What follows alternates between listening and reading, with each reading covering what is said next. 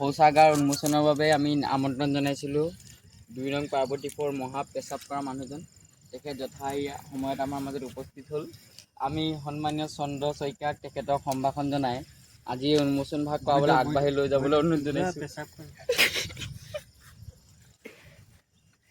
2000 years later. অতিথিগৰাকী যথেষ্ট মুটি ভাল পাইছে, হয়তো ইমান সময়লৈকে আহি পোৱা নাই।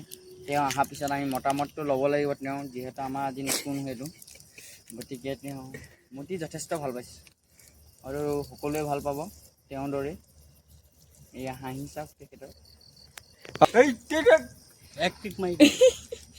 এয়া চাওক আপুনি।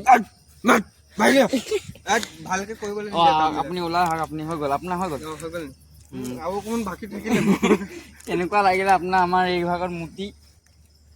প্ৰথমতে মই এই বাথৰুম ভাগ বনোৱা কিজনলৈ অশেষ ধন্যবাদ জ্ঞাপন কৰিছোঁ।